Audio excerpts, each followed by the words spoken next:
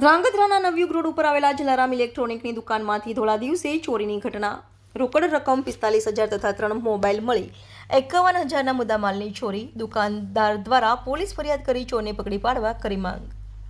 ગુજરાત સહિત જિલ્લાઓમાં આપણે દિન પ્રતિદિન ચોરીના કિસ્સાઓ જોતા મીડિયામાં જોઈએ છીએ. રાત હોય કે દિવસ, ચોર એટલો શાતીર હોય છે કે ચોરી કરી પલાયન થઈ જાય છે. આવો જ કિસ્સો સુરેન્દ્રનગર જિલ્લાના ધ્રાંગધ્રા શહેર ખાતે ધોળા દિવસે ચોરી કરી રફુચક્કર થતા ચકચાર મચી જવા પામી છે.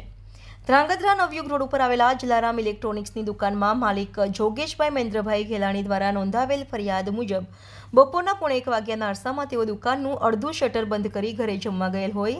જમી દુકાને 2 વાગ્યાના અરસામાં પરત આવતા દુકાનનું શટર ખુલ્લું દેખાતા કંઈક અજુગતું લાગતા તેમણે દુકાનમાં પ્રવેશ કરી જોતા મોબાઈલના ખોખાઓ આડેધડ પડેલ હોય. તપાસ કરતા કાઉન્ટરમાંથી ₹45,000 તથા 3500નો વેપાર અને 3 મોબાઈલ જેની કિંમત 2700 મળી કુલ 51,200ની ચોરી થયેલ હોય છે. બાબતે ધ્રાંગધ્રા સિટી પોલીસ મથકે ધોરણસરની ફરિયાદ નોંધાવતા પોલીસે ફરિયાદીના નિવેદન મુજબ ફરિયાદ નોંધી તપાસ હાથ ધરેલ.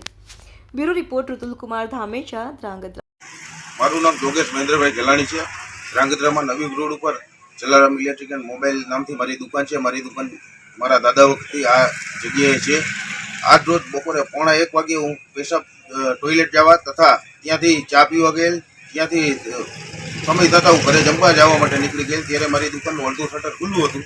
ત્યારે બપોરે 2 વાગે હું જમીને પરત આવેલ. ત્યારે કાઉન્ટર ઉપર મોબાઈલના ખાલી ખોખા અસ્તવ્યસ્ત પડેલા હતા તથા કાઉન્ટર પણ ખુલ્લું હતું. કાઉન્ટરમાં ₹500ની 90 નોટ જેની કિંમત ₹45,000 તથા અન્ય 10, 20, 50, 100, 200 ને ₹3500 પડેલા હતા. જે